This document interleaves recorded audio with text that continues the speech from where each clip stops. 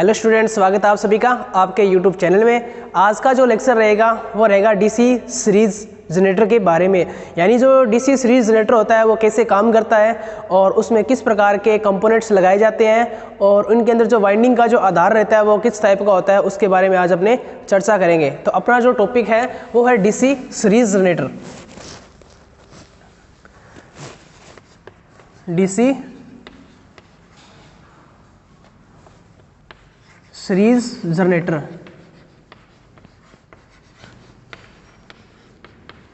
DC series generator क्या होता है और इसे सीरीज जनरेटर क्यों बोला जाता है, इसके बारे में आज अपने चर्चा करने वाले हैं। तो वीडियो को एंड तक जरूर देखें और जिसने भी चैनल को सब्सक्राइब नहीं किया है वो चैनल को सब्सक्राइब कर लें। ऐसे इंटरेस्टिंग फैक्ट जानने के लिए हमारे यूट्यूब चैनल पर बने रहें। तो चलिए आज का जो टॉपिक है वो स्टार्ट करते हैं। तो सबसे पहला जो क्वेश्चन यहीं से आने वाला है कि डीसी सीरीज जनरेटर किस सप्लाई को उत्पन्न करता है। तो कौन सी सप्लाई को जनरेट करता है, यानी कौन से ईएमएफ को जनरेट करता है, ये करता है डीसी ईएमएफ को जनरेट करता है। यानी आप सभी को पता है कि जो कम्यूटेटर लगाने के बाद आर्मेचर का एक भाग होता है जिसे कम्यूटेटर कहते हैं, वो लगाने के बाद क्या होता है कि जो मूल प्रवृत्ति यानी जो जनरेटर द्वारा आर्मेचर द्वारा उत्पन्न की गई जो एसी होती है उसको कन्वर्ट कर दिया जाता है डीसी प्रकार की सप्लाई में, और जो डीसी सप्लाई में कन्वर्ट करता है उसको कहते हैं कम्यूटेटर यानी दिक् परिवर्तक कहते हैं। अब बात करते हैं कि इसके अंदर जो फील्ड वाइंडिंग लगाई जाती है वो मोटे तार और कम टर्न की लगाई जाती है। सबसे पहले बात आती है कि इसके अंदर जो फील्ड वाइंडिंग लगाई जाती है उसका जो साइज़ होता है वो होता है मोटा, यानी गेज जो रखा जाता है वो ज़्यादा होता है और टर्नों की संख्या क्या रखी जाती है, कम रखी जाती है। ठीक है, और इसे जो इस वाइंडिंग को D1 और D2 से क्या किया जाता है, प्रदर्शित किया जाता है। ये चीज़ आप सब लोग जानते हैं कि सीरीज वाइंडिंग को किससे प्रदर्शित किया जाता है, D1 और D2 से। अब बात करते हैं कि कार्बन ब्रश लगाए गए हैं और यहाँ पर ये क्या है, आर्मेचर वाइंडिंग ये किया गया आर्मेचर है और इसको किससे दर्शाया जाता है, आर्मेचर को A1 और A2 से क्या किया जाता है, प्रदर्शित किया जाता है। ये जो स्ट्रक्चर बनी है ये है एक सीरीज जनरेटर की, जो आज अपना टॉपिक है। अब यहाँ पर लगा दिया जाता है, लोड लगा दिया जाता है और जनरेटर को स्टार्ट कर दिया जाता है प्राइम मूवर या फिर किसी भी सहायता से इसको घुमाया जाता है। तो घूमने से क्या होगा कि सीरीज फील्ड क्या करेगी, चुंबकीय फ्लक्स जनरेट करेगी और जिसके कारण क्या होगा, आर्मेचर छेदन करेगा और यहाँ पर लोड पर क्या मिलेगा, अपने को ईएमएफ मिलेगा। ये जो आप डायग्राम देख रहे हो ये है एक सीरीज जनरेटर का। ठीक है, तो आपको समझ में आ गया इसको सीरीज जनरेटर क्यों बोला गया, क्योंकि इसके अंदर जो वाइंडिंग है वो क्या है कि एक सीरीज क्रम यानी एक श्रेणी या फिर अपने कह सकते हैं श्रृंखला क्या है, क्रम है, इसलिए इस जनरेटर को क्या कहते हैं, सीरीज जनरेटर। यानी इसके अंदर आर्मेचर कंपोनेंट और फील्ड वाइंडिंग दोनों ही क्या जुड़े रहते हैं, सीरीज में जुड़े रहते हैं, इसलिए इस जनरेटर को क्या कहते हैं, सीरीज जनरेटर। और जो फील्ड वाइंडिंग बनाई जाती है D1 D2 से, इसे क्या किया जाता है, प्रदर्शित, ये मोटे तार और कम टर्न की बनाई जाती है। इसका बनाने का मुख्य उद्देश्य क्या होता है कि जो लोड की जो धारा होती है, यानी जिसे अपने कहते हैं आई यानी धारा किस पर की, L यानी लोड की धारा, इसलिए इसे क्या बोला जाता है, IL जो लोड की धारा होती है वो क्या करता है कि जो फील्ड वाइंडिंग है ये पूरी की पूरी क्या करती है, ये सहन करनी पड़ती है। क्यों सहन करनी पड़ती है, क्योंकि आपको पता है कि सीरीज जो श्रृंखला होती है उसमें धारा का मान क्या होता है, समान होता है। आप कितने भी कंपोनेंट लगाओ, आर्मेचर, फील्ड वाइंडिंग या लोड लगा रहे हो, तो इन तीनों के अंदर या फिर चार है तो चारों के अंदर धारा का मान क्या होता है, समान होता है। अगर मैं कहूँ कि आर्मेचर में 10 एम्पीयर की धारा जा रही है तो फील्ड में भी कितनी होगी, 10 एम्पीयर की होगी और IL का भी मान कितना होगा, 10 एम्पीयर का होगा। यानी लोड धारा फ्लो करवाने में ये क्या करती है कि इसे पूरी की पूरी धारा वहन करनी पड़ती है, इसलिए इसका जो रेजिस्टेंस का मान कम रखा जाता है और मोटे तार और कम टर्न की बनाई जाती है। ये चीज़ आप लोग याद रखेंगे। अब बात करते हैं कि आर्मेचर, आपको पता है कि दो तरीके की वाइंडिंग की जाती है, ये लैप वाउंड भी हो सकता है और वेव वाउंड भी हो सकता है। ठीक है, उसके बाद में दूसरे पॉइंट की बात करते हैं कि इस जनरेटर को किस प्रकार का जनरेटर है, ये पृथक उत्तेजित है या फिर स्व उत्तेजित है। ये कौन सा है, स्व उत्तेजित जनरेटर है। यानी पृथक उत्तेजित के अंदर कुछ नहीं होता, ये क्या होता है कि बाहर से फील्ड वाइंडिंग को यानी बाहरी सोर्स से डीसी सप्लाई से कनेक्ट किया जाता है, और फील्ड वाइंडिंग क्या करती है कि डीसी सप्लाई से कनेक्ट होने के बाद अपना चुंबकीय क्षेत्र क्या करती है, स्थापित करती है। यहाँ पर क्या होता है कि ऐसा कोई भी बाहरी सोर्स से नहीं जोड़ा गया है। आर्मेचर वाइंडिंग और फील्ड वाइंडिंग दोनों क्या होते हैं, विद्युतीय रूप से क्या होते हैं, दोनों कनेक्ट होते हैं, और वो भी किस क्रम में, श्रेणी क्रम में। पर पृथक उत्तेजित जो जनरेटर होता है उसके अंदर क्या होता है कि आर्मेचर वाइंडिंग और फील्ड वाइंडिंग दोनों अलग अलग होते हैं, कोई भी वैद्युतीय रूप इसके अंदर संबंध नहीं होता है। इसलिए उसको जो फील्ड वाइंडिंग को बाहरी सर्किट से जोड़ने के लिए डीसी सप्लाई का उपयोग किया जाता है। अब बात करते हैं, आप सभी को पता है कि सीरीज जनरेटर होता है या फिर किसी वाइंडिंग हो, कोई सा जनरेटर हो, अपने मान लेते हैं कि जितने ही प्रकार के स्वयं उत्तेजित जनरेटर होते हैं वो क्या करते हैं कि खुद के अवशिष्ट चुंबकत्व के कारण ही क्या करते हैं, वोल्टता जनरेट करते हैं। खुद के अवशिष्ट चुंबकत्व के कारण क्या करते हैं, वोल्टता जनरेट करते हैं। यानी इस वाइंडिंग में क्या कि पहले से कुछ अवशिष्ट चुंबकत्व था, और जैसे ही आर्मेचर घूमा इसने उस अवशिष्ट चुंबकत्व का छेदन किया तो कुछ वोल्टेज उत्पन्न हुई। फिर वही वोल्टेज क्या हुई कि इसके अंदर गई, और फिर कुछ और ज़्यादा बना चुंबकीय क्षेत्र और कुछ और ज़्यादा वोल्टेज बनी। जब तक फील्ड में जाती रहेगी धारा तब तक क्या होता कि सैचुरेशन पॉइंट में नहीं आता।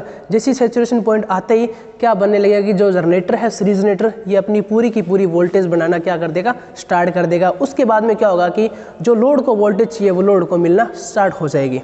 ठीक है, तो सबसे पहला जो दूसरा क्वेश्चन आता है कि सीरीज जनरेटर को अवशिष्ट चुंबकत्व और क्या करता है, वोल्टेज जनरेट करता है। और अगर पूछा जाए कि इसकी स्टार्टिंग में वोल्टेज का मान क्या होता है, तो आप क्या बताओगे कि अवशिष्ट चुंबकत्व के कारण जो वोल्टेज जनरेट होती है वो होती है 3 वोल्ट से लेकर 6 वोल्ट क्या करता है, जनरेट करता है।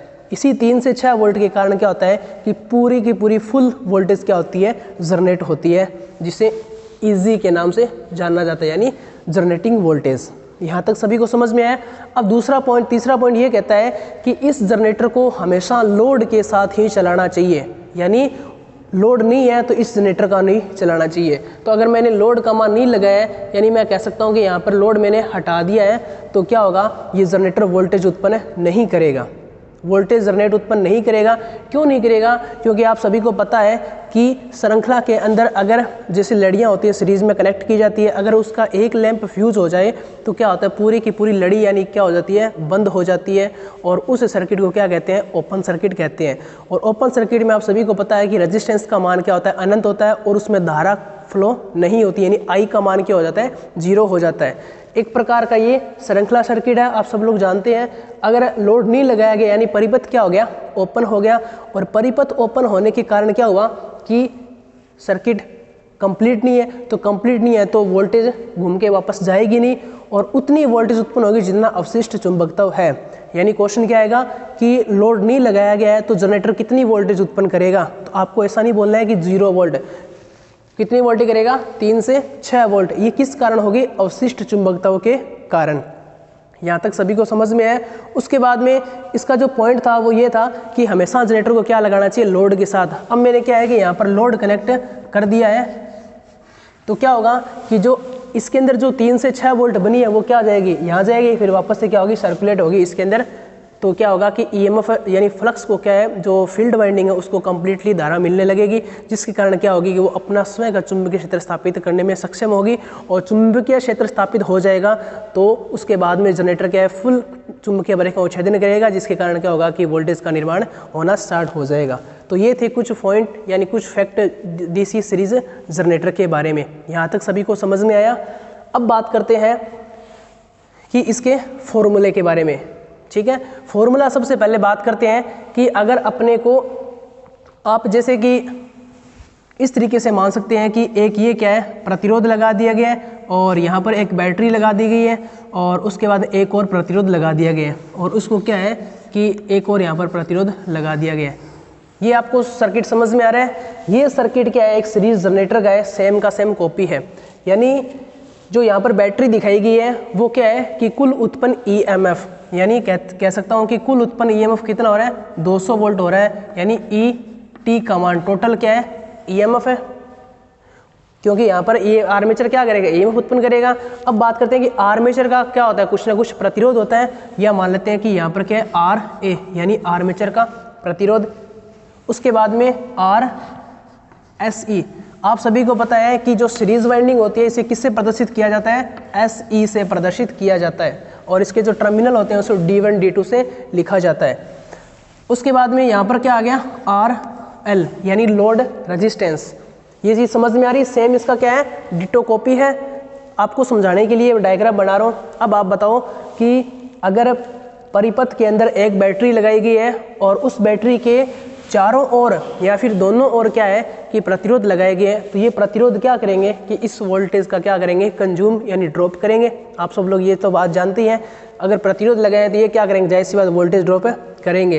तो ये वोल्टेज ड्रॉप कर रहा है, ये कर रहा है, ये कर रहा है, तो इनकी जो कुल वोल्टेज जो होगी वो किसकी होगी, इसके बराबर होगी।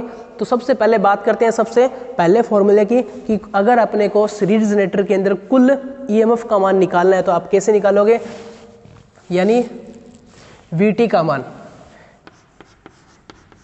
ET का अगर मान आपको निकालना है तो यहाँ की जो वोल्टेज है, यहाँ की जो लोड पर जो वोल्टेज होती है उसको बोला जाता है टर्मिनल वोल्टेज यानी VT।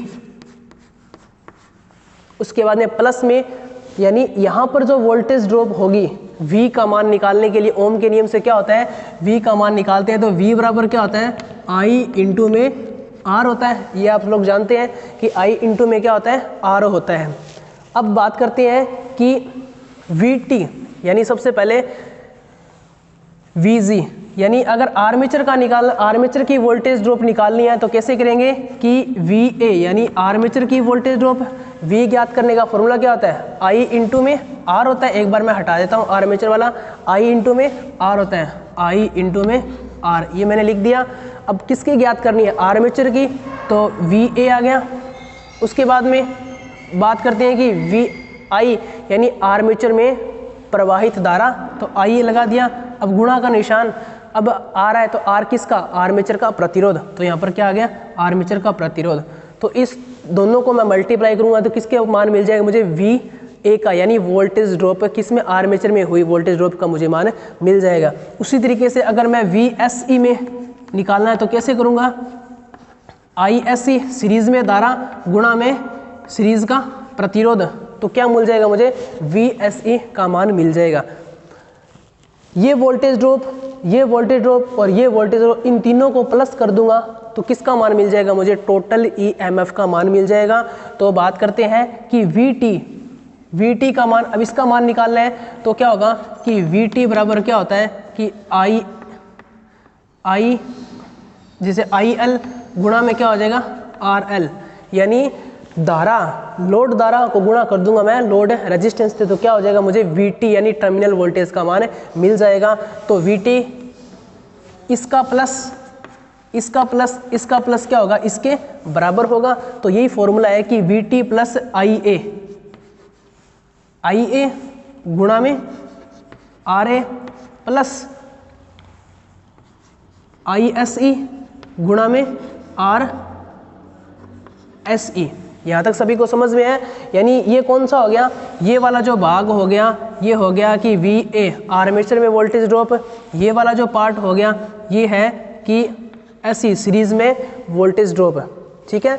अब बात करते हैं, यहाँ पर आ जाएगा VB होता है कि ब्रशों द्वारा किया गया वोल्टेज ड्रॉप, यानी ब्रश से कितना वोल्टेज ड्रॉप कर रहे हैं वो यहाँ पर आ जाएगा लास्ट में।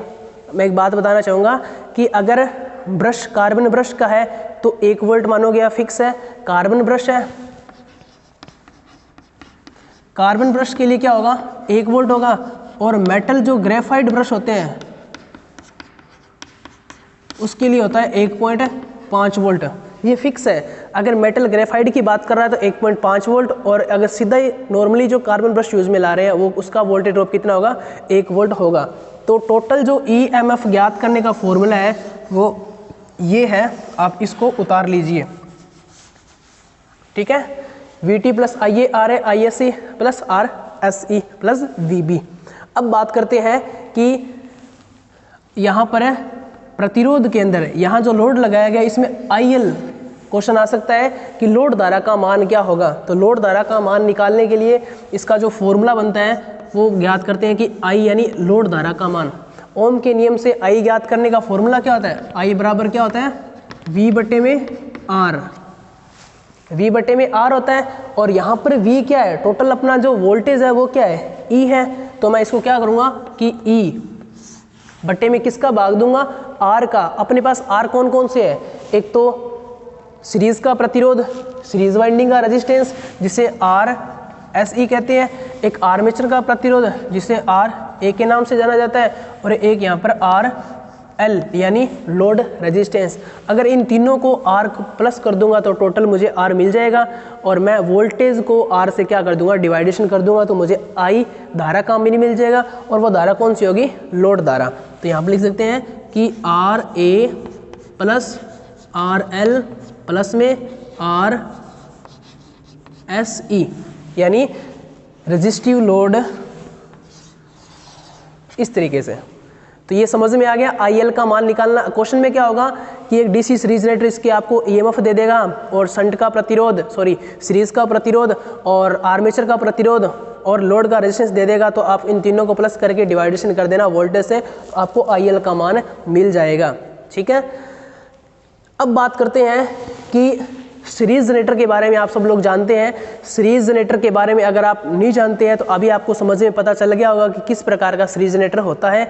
अब बात करते हैं कि आपने रेजिस्टेंस के बारे में पढ़ा होगा। प्रतिरोध 2-3 तरीके से जोड़ा जाता है, श्रेणी में, समांतर में और मिश्रित परिपथ के अंदर। श्रेणी में आपने पढ़ा था कि श्रेणी के अंदर जितने भी प्रतिरोध लगे रहते हैं उसमें धारा का मान क्या होता है, समान होता है। तो यहाँ पर भी वही नियम लागू होगा। अगर IA का मान, आर्मेचर धारा का मान किसके बराबर होगा, फील्ड धारा के, और फील्ड धारा का जो है वो किसके बराबर होगा, IL के। तो मैं यह कह सकता हूँ कि IL धारा का मान किसके बराबर होगा, IA के बराबर किसके होगा, ISE के। तीनों में धारा का मान समान होगा। अगर क्वेश्चन में आपको आर्मेचर धारा का मान दे रखा है और आपको IL का मान पूछ रहा है, तो जो आर्मेचर की धारा दी हुई वही क्या है, IL का मान है, और वही किसका मान है, सीरीज धारा का मान है। क्योंकि ये तीनों किस क्रम में लगे हुए हैं, एक श्रेणी क्रम में लगे हुए हैं, और श्रेणी क्रम में आपको पता है कि धारा का मान क्या होता है, समान होता है। तो ये चीज़ आप सभी को समझ में आ गई। अब बात करते हैं कि इसके अंदर इस जनरेटर की जो टर्मिनल वोल्टेज का मान है वो क्या होती है, कि मेनली बात की जाए कि इनका जो वोल्टेज, जो EMF जनरेट होता है वो हमेशा लोड पर डिपेंड करता है। अगर लोड का मान बढ़ रहा है तो लोड का मान बढ़ रहा है तो कुल उत्पादित EMF का भी मान क्या होता है, बढ़ता है। कैसे, क्योंकि आप सभी को पता है कि अगर I यानी लोड का मान बढ़ रहा है तो लोड का मान बढ़ने से क्या होगा कि जो यहाँ पर जो लोड लगाया जाता है वो किस क्रम में होता है, समांतर सर्किट के अंदर होता है। और समांतर का आपको पता है कि जितने ज़्यादा समांतर में प्रतिरोध जोड़े जाते हैं तो टोटल रेजिस्टेंस होता है वो क्या होता है कि घटता जाता है। अगर रेजिस्टेंस का मान कम होता है तो क्या होती है कि धारा का मान बढ़ता है, और धारा का मान बढ़ेगा तो क्या होगी, सीरीज में धारा की मान भी क्या होगा, बढ़ेगा।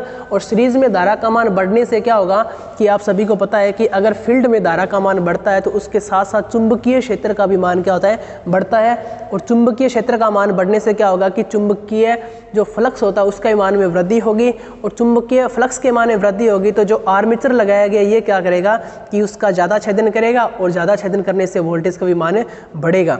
तो इस फॉर्मूले से अपने सीधा सीधा यह कह सकते हैं कि जो टर्मिनल वोल्टेज है वो क्या करती है, लोड पर डिपेंड करती है। अगर लोड का मान बढ़ रहा है तो टर्मिनल वोल्टेज भी बढ़ेगी, अगर लोड का मान घट रहा है तो टर्मिनल वोल्टेज भी क्या होगी, घटेगी। ठीक है, सीरीज जनरेटर को हमेशा किस पर लगाना चाहिए, नियत लोड पे लगाना चाहिए, क्योंकि लोड बढ़ने से इसकी टर्मिनल वोल्टेज बढ़ती है और लोड घटने से इसकी वो टर्मिनल वोल्टेज घटती है। इसलिए कहा जाता है कि आप सीरीज जनरेटर का अगर आप यूज़ कर रहे हो तो इसे हमेशा लोड पर नियत लोड यानी फिक्स लोड होना चाहिए, उस पर आपको इसको स्टार्ट करना चाहिए। अब बात करते हैं कि इसकी जो टर्मिनल वोल्टेज का जो मान होता है वो उत्पादित EMF से हमेशा क्या होता है, कम होता है। अगर मैं कहता हूँ कि यहाँ पर ये 200 वोल्ट क्या है कि ET यानी टोटल EMF का मान है, और टर्मिनल वोल्टेज क्या है, आपको हमेशा कितनी मिलेगी, 190, या आपको 200 से क्या मिलेगी, कम मिलेगी। यानी कुल उत्पन्न EMF का मान ज़्यादा होता है, और जो टर्मिनल वोल्टेज का जो मान होता है, यहाँ पर जो लोड पर जो वोल्टेज मेजरमेंट की जाती है उसका मान हमेशा क्या होता है, कम होता है। इसका मुख्य कारण क्या होता है कि सीरीज का रेजिस्टेंस, आर्मेचर का रेजिस्टेंस, यानी आर्मेचर के अंदर जो क्या करता है वोल्टेज ड्रॉप होती है, उसके कारण आपको यहाँ पर उतनी वोल्टेज नहीं मिल पाती, उससे क्या मिलेगी, कुछ कम मिलेगी। तो आप यह कह सकते हो सीधा सीधा जवाब में कि वोल्टेज ड्रॉप के कारण क्या होता है कि हमेशा टर्मिनल वोल्टेज का मान घट जाता है कुल उत्पादित ईएमएफ से। ठीक है, अब बात करते हैं कि अपने कुल यानी बात की जाए कि आप ये चीज़ समझ में आ गई, आपने किरचॉफ का जो नियम पढ़ा था, किरचॉफ का नियम क्या कहता है कि सिग्मा ई का जो मान होता है वो सिग्मा आई आर के यानी क्या होता है, बराबर होता है। आपने किरचॉफ का नियम पढ़ा था, क्योंकि सिग्मा ई यानी 200 वोल्ट, सिग्मा ई यानी 200 वोल्ट और आई आर यानी वोल्टेज ड्रॉप, यानी ये देखो आई आर किसमें, आर्मेचर में, और आई आर किसमें, सीरीज में, यानी इसमें हुई वोल्टेज ड्रॉप के इनके जो योग के क्या होता है, बराबर होता है। ये चीज़ अपने यहाँ पर पढ़ रहे हैं। इनका जो प्लस करता जाऊंगा तो इनका योग क्या होगा, इस वीटी के बराबर आएगा, यानी किरचॉफ का भी नियम है यहाँ पर सही स्पष्ट से लागू हो रहा है। अब बात करते हैं कि अगर वाइंडिंग इसकी जो या तो आर्मेचर वाइंडिंग या आपकी फील्ड वाइंडिंग या आर्मेचर वाइंडिंग, इन दोनों वाइंडिंग में से अगर एक वाइंडिंग ओपन हो जाए तो ये जनरेटर आपका वोल्टेज उत्पन्न नहीं करेगा। क्यों नहीं करेगा, क्योंकि श्रेणी सर्किट है और सीरीज जो सर्किट होता है उसके अंदर क्या होता है कि वोल्टेज अगर जो चलानी है या फिर धारा का मान कंप्लीटली चाहिए तो सर्किट क्या होना चाहिए, पूरा कंप्लीट होना चाहिए, यानी एक बंद सर्किट होना चाहिए। पर यहाँ पर क्या होता है कि इस सीरीज सर्किट होने के कारण फील्ड वाइंडिंग क्या हो गई है, ओपन हो गई है, तो उसके कारण क्या होगा कि सर्किट का जो ओपन सर्किट हो जाएगा, और ओपन सर्किट के अंदर आपको पता है कि आई का मान क्या होता है, 0 होता है। तो यहाँ से आपको सभी को समझ में आया। अब बात करते हैं अपने इसके अभिलक्षण के बारे में। इसका स्क्रीनशॉट ले लें अगर आपसे लिखा हुआ नहीं है तो।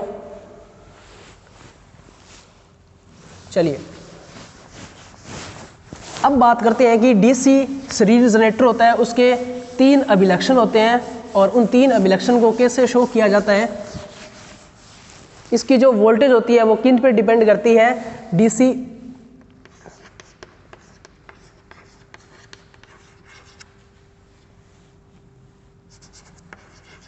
Series generator अभिलक्षण। अभिलक्षण को इंग्लिश में क्या कहते हैं, कैरेक्टरिस्टिक। ठीक है, यानी सबसे पहला जो तीन अभिलक्षण इसके बनते हैं, सबसे पहला आता है आपका चुंबकीय अभिलक्षण।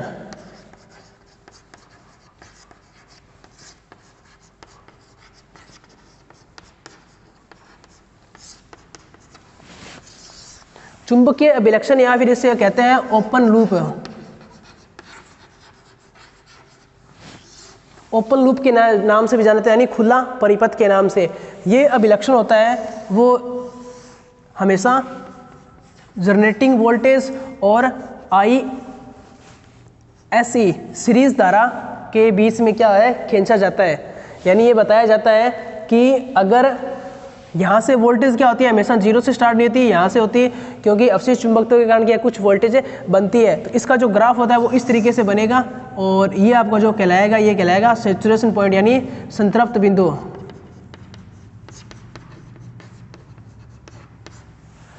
संतृप्त बिंदु, ठीक है। यानी क्या कहता है कि अगर सीरीज जो फील्ड वाइंडिंग की अगर धारा का मान बढ़ता है तो उसके साथ साथ क्या होगा कि इजी यानी जनरेटिंग वोल्टेज का भी मान क्या होता है, बढ़ता है। क्यों बढ़ता है, आपको सभी को पता है कि अगर फील्ड में धारा का मान बढ़ेगा तो उत्पन्न ईएमएफ फ्लक्स का मान बढ़ेगा, और फ्लक्स के मान बढ़ने से क्या होगा कि आर्मेचर वो ज़्यादा काटेगा, काटने से क्या होगा कि कुल ईएमएफ के अंदर भी क्या होगी, वृद्धि होगी। जैसे जैसे क्या होता है कि धारा का मान बढ़ता है वैसे वैसे क्या होता है कि यहाँ पर ईएमएफ के भी मान बढ़ता है, और बढ़ने के कारण एक ऐसी सिचुएशन आती है, ये वाला जो पॉइंट है उसके बाद में क्या होता है कि ये ग्राफ है हमेशा यूं हो जाता है, यानी सीधी रेखा में क्या करता है, ये गमन करने लगता है। और ये जो पॉइंट कहलाता है ये सैचुरेशन पॉइंट होता है। सैचुरेशन पॉइंट क्या होता है कि किसी भी बिंदु की संतृप्त अवस्था, यानी कह सकते हैं कि एक मान लेते हैं कि यहाँ पर विद्युत चुंबक का यूज़ किया जाता है, और विद्युत चुंबक को जब तक सप्लाई दी जाती है वो क्या करती है, एन और एस यानी पोल यानी चुंबकीय क्षेत्र का क्या करती है, स्थापित करती है। अगर मैं सप्लाई का मान बढ़ाता जा रहा हूँ तो चुंबकीय क्षेत्र का भी मान क्या होता है, बढ़ता जा रहा है। एक ऐसी सिचुएशन यानी ऐसी स्थिति आ जाती है कि मैं धारा का मान बढ़ाते जा रहा हूँ पर चुंबकीय क्षेत्र का मान नहीं बढ़ रहा, उतने क्या है, मान लेते हैं कि 100 पे जाके क्या हो गया, फिक्स हो गया है। तो वो पॉइंट क्या कहलाता है, सैचुरेशन पॉइंट कहलाता है। उस टाइम क्या होगा कि धारा का मान बढ़ रहा है पर चुंबकीय क्षेत्र का मान नहीं बढ़ रहा है, चुंबकीय क्षेत्र का मान नहीं बढ़ेगा तो यहाँ से ये देखो जो वोल्टेज है ये क्या होती है हमेशा यहाँ पर फिक्स हो जाती है, उतनी वोल्टेज मिलेगी। ठीक है, तो पहला जो चुंबकीय अभिलक्षण इसे क्यों कहते हैं, क्योंकि ये आपने देखा था कि हिस्टैरिसीस आनी के अंदर कैसे, इस तरीके से, तो ये वाला जो कर्व है ये क्या हो रहा है इस टाइप से, और ये जो पॉइंट है वो क्या है सैचुरेशन पॉइंट है। ठीक है, इसलिए इसको क्या होता है मैग्नेटिज्म या डीमैग्नेटाइजेशन जो हिस्टैरिसीस हानि थी उसी पे क्या है ये डिपेंड है।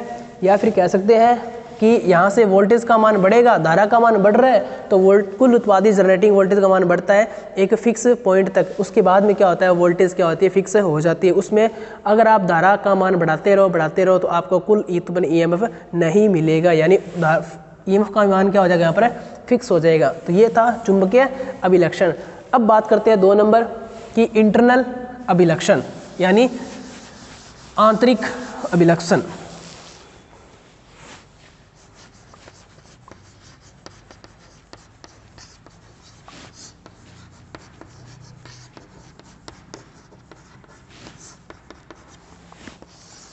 आंतरिक अभिलक्षण क्या होता है कि ये आंतरिक जो अभिलक्षण होता है ये नो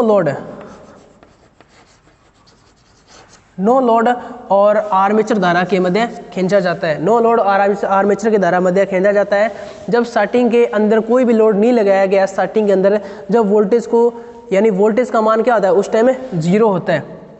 जनरेटर को जैसे ही घुमाना स्टार्ट किया लोड का मान क्या है 0 है, तो अवशिष्ट चुंबकत्व के कारण क्या होगी कुछ न कुछ वोल्टेज बनना स्टार्ट हो जाएगी, और जैसे ही क्या होगा कि IA का मान बढ़ेगा, IA का मान बढ़ेगा तो क्या होगा कि फील्ड में भी धारा का मान बढ़ेगा। फील्ड में धारा का मान बढ़ने से क्या होगा जो पहले अभिलक्षण में पढ़ा था कि जो वोल्टेज का भी मान होगा वो भी बढ़ेगा। जैसे जैसे वोल्टेज का मान बढ़ेगा एक यहाँ पर फिक्स पॉइंट आने के बाद क्या होगा कि कुछ हद तक वोल्टेज क्या हो जाएगी कम हो जाएगी, यानी उसके बाद में क्या होगा वोल्टेज भी फिक्स रहेगी। ये था नो लोड अभिलक्षण। ये किसके मध्य खींचा जाता है नो लोड और आर्मेचर धारा के मध्य। अब बात करते हैं कि बाहरी अभिलक्षण।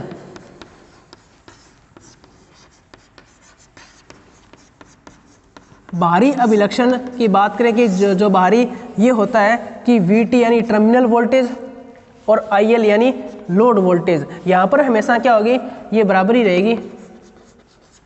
अब क्या है कि लोड धारा और VT टर्मिनल वोल्टेज पर होता है। इससे क्या होता है कि यहाँ से जैसे ही वोल्टेज का मान बढ़ेगा IL का मान बढ़ेगा। अगर लोड का मान बढ़ता जा रहा है, बाहरी अभिलक्षण क्या होता है बाहर जो लोड लगाए गए हैं उसका अगर लोड का मान बढ़ता जा रहा है तो धारा का मान बढ़ेगा। IL का मान बढ़ रहा है तो जाहिर सी बात है सीरीज में भी धारा का मान बढ़ेगा। सीरीज में धारा का मान बढ़ने से क्या होगा कि कुल उत्पन्न EMF मान में भी क्या होगी वृद्धि होगी। जैसे जैसे वृद्धि होती जाएगी यहाँ पर आती क्या होगा कि सैचुरेशन पॉइंट आ गया। उसके बाद में जनरेटर की जो वोल्टेज है वो इस तरीके से गिर जाएगी। उसके बाद में यहाँ पर क्या हो जाएगी धारा का मान फिक्स हो जाएगा।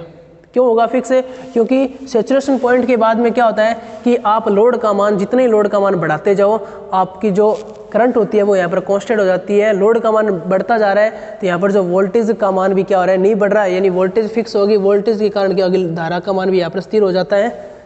ठीक है, और इसलिए इस जनरेटर को क्या कहते हैं कि स्थिर धारा जनरेटर भी कहते हैं। यानी ये सीरीज जनरेटर को किस नाम से जाना जाता है फिक्स धारा जनरेटर के नाम से भी जाना जाता है। यानी फिक्स करंट जनरेटर एक सीरीज जनरेटर का नाम है, क्योंकि लोड बढ़ने से लोड का मान बढ़ता जा रहा है पर यहाँ पर धारा का मान क्या हो गया फिक्स हो गया। क्योंकि अवशिष्ट चुंबक ये रेजिडुअल मैग्नेटिज्म के ये जो संतृप्त बिंदु सैचुरेशन पॉइंट के बाद में क्या होता है कि कोई भी वोल्टेज जनरेट का निर्माण नहीं होता है, बट लोड बढ़ता जा रहा है तो जिसके कारण क्या होता है कि जो करंट होती है वो क्या होती है कांस्टेंट हो जाती है। तो इस जनरेटर को किस नाम से जाना जाता है फिक्स धारा यानी स्थिर धारा जनित्र। स्थिर धारा जनित्र के नाम से भी जाना जाता है एक सीरीज जनरेटर को। अब बात करते हैं कि इसका जो उपयोग होता है वो कहाँ किया जाता है। उपयोग इसका जो किया जाता है वो किया जाता है कि डीसी संचरण लाइन, डीसी जो पारेषण लाइन होती है वहां पर किसके रूप में किया जाता है बूस्टर के रूप में। इसका जो उपयोग है वो डीसी संचरण लाइनों में पारेषण के अंदर किया जाता है, क्योंकि डीसी जो संचरण लाइनें होती है आप सभी को पता है कि हजारों किलोमीटर दूरी तय करके वोल्टेज तारें बिछाई जाती है और उनके अंदर क्या होती है, वोल्टेज फ्लो करवाई जाती है। तो क्या होता है कि उनके कारण जैसे जैसे रेजिस्टेंस का मान बढ़ता है, तारों की लंबाई बढ़ती है, आपको पता है कि रेजिस्टेंस का मान बढ़ता है तो वोल्टेज का मान क्या होता है, कुछ कम हो जाता है। जैसा कि मान लेते हैं यहाँ पर थर्मल है, वहाँ से वोल्टेज अपनों ने 200 वोल्ट भेजी और आगे जाके अपने को 200 वोल्ट ये नहीं मिलेगी, 200 से क्या मिलेगी, हमेशा कम वोल्टेज मिलती है। इसका मुख्य कारण होता है कि जो तारें होती है उनमें क्या होती है, कुछ ना कुछ वोल्टेज ड्रॉप हो जाती है और उसी वोल्टेज ड्रॉप को पूरा करने के लिए डीसी सीरीज जनरेटर का उपयोग किया जाता है बूस्टर के रूप में। यानी डीसी जो पारेषण लाइनें होती है वहाँ पर डीसी जनरेटर का उपयोग में लाया जाता है और वो क्या करता है कि जो हुई कमी होती है, जो वोल्टेज में कमी, उसको क्या करता है, पूर्ति करके आगे जितनी वोल्टेज आई थी उतने से पूर्ति करके आगे भेज देता है। तो ये था सीरीज जनरेटर और कुछ अभिलक्षण थे सीरीज जनरेटर के बारे में। तो अगर आपको कुछ समझ में या फिर कुछ डाउट है तो आप मुझे कमेंट बॉक्स में कमेंट कर सकते हैं और बने रहें हमारे के साथ। Thank you.